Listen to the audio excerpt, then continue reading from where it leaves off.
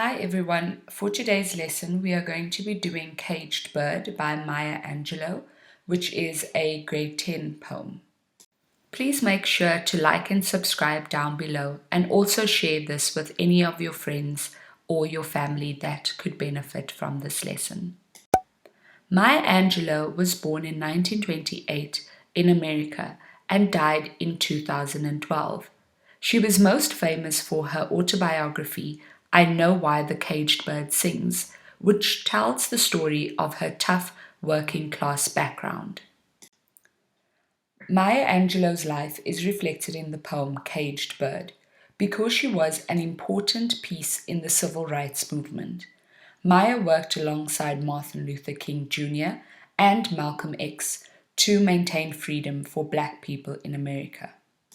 The poem was written in the late 1960s, during the time when African Americans were fighting for civil rights and freedom.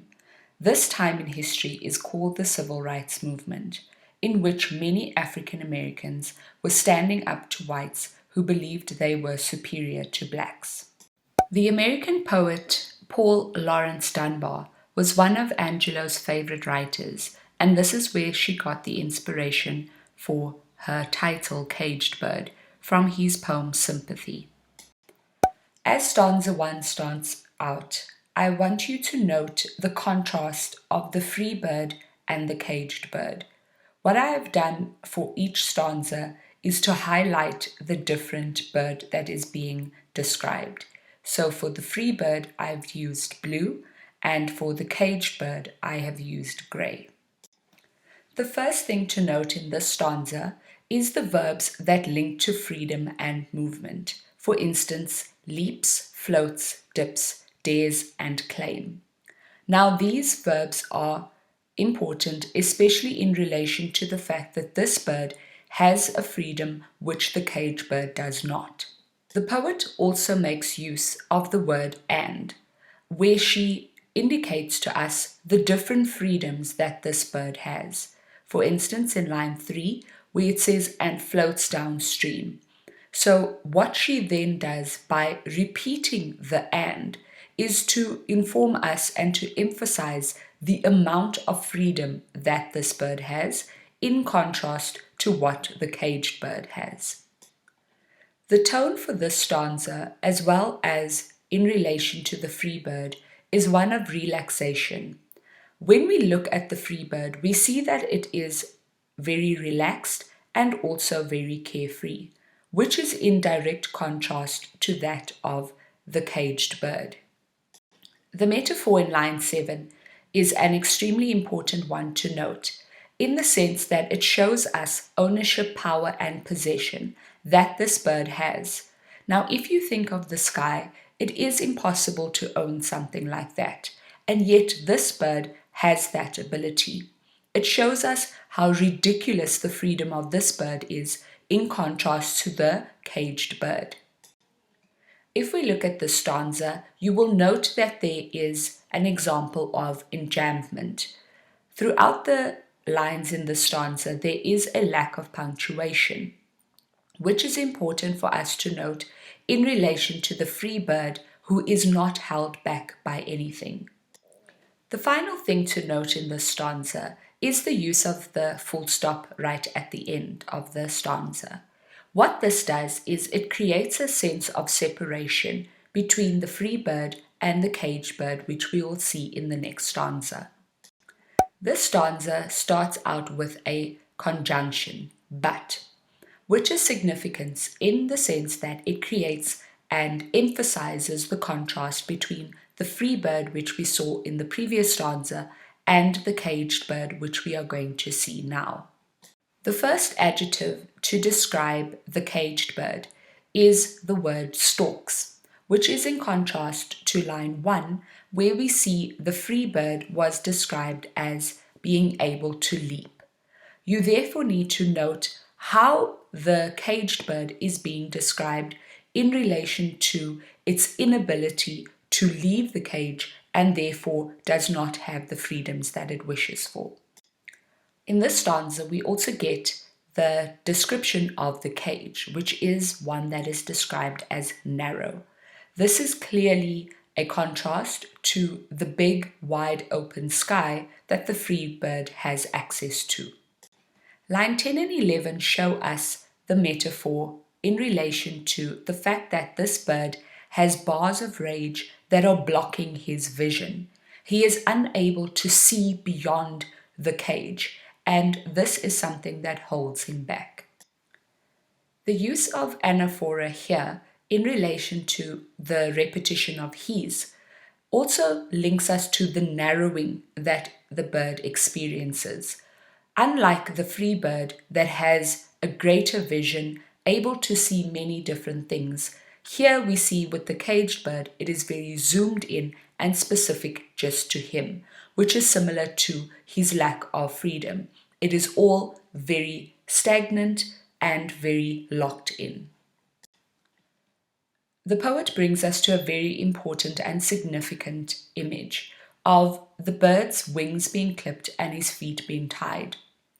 What this shows us is that even if the bird did want to leave, it's not just the bars that are keeping him back, but also the fact that his wings now no longer have the ability to fly and his feet are tied to the cage itself. So what we need to think about is, how does this impact the ideas or the mind of the bird itself? In the final line of this stanza, what the poet does is indicate to us that no matter the circumstance of the bird, i.e., him being in a cage, his wings are clipped and he is tied down, he is still able to express himself and to express a relative freedom. It might not be the freedom that we see in the free bird that has the ability to fly everywhere, but this bird is finding a way to express his freedom. The final thing to note in this stanza is the use of the conjunction so. What it does is to function as an indication to us that whatever happened before is the result of what comes after it. So if we look at this stanza, we see all the negative things. However, with the use of the so, we move into something else, which is him singing with his throat. At the beginning of stanza 1, this is where we see the clear identification and naming of the caged bird. We also note that there is an example of a paradox, because he mentions the idea of things that are longed for, however, these things are also unknown. The bird, therefore, does not understand or know exactly what the freedom will be like. However, he still longs for that thing. In this stanza, there is also a sense of hope in the fact that the bird's tune is heard even on a distant hill. Although this hill is very far off, we see that it is clear that his voice will still be heard. This gives us a sense of hope that even though there are hindrances, i.e., the cage immediately in front of him, there is still a sense and a look to the future. His tune that is heard on a distant hill also links us to the American Civil Rights Movement. Although the African Americans did not have immediate freedom, there was a sense that they were constantly looking to the future and hoping for a time when they did have freedom. They used their words and they used their demonstrations in order to achieve the freedom that they longed for. While you are analyzing and going through this poem, what you can do is to create a list of adjectives that are used to describe the free bird as well as the caged bird. This will make it clear and easy for you to see the contrast between the two. Again, here in stanza 4, the poet takes us back to the free bird. The first thing we need to note is that this bird has a sense of relaxation and freedom. This shows us that the bird itself is unable to see its own privilege. It is blinded by the freedoms that it does have. It is unaware that it might be flying past a window which has the caged bird in it. It doesn't understand that there is another bird that doesn't have or is not allowed to express itself in the same way. This stanza therefore notes all the freedoms that the free bird has. It speaks about the breeze, it speaks about the trade winds, which are extremely warm, it speaks about the fat worms, and also naming the sky. If we look at the word another, it shows us that this free bird has experienced many breezes and trade winds, etc. And therefore, it is something that it expects to be able to have. And as I said, it doesn't understand its own privilege.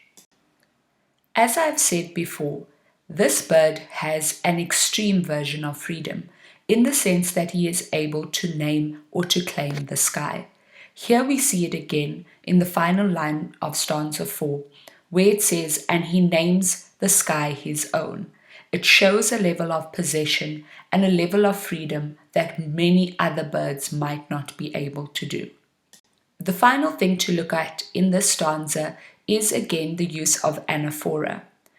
What we see here is the freedoms of this bird are compounded on top of each other to emphasize the extreme freedom that this bird has in contrast to the caged bird. In stanza 5, the poet uses the same technique of starting it with a conjunction in order to develop the contrast between the free bird and the caged bird.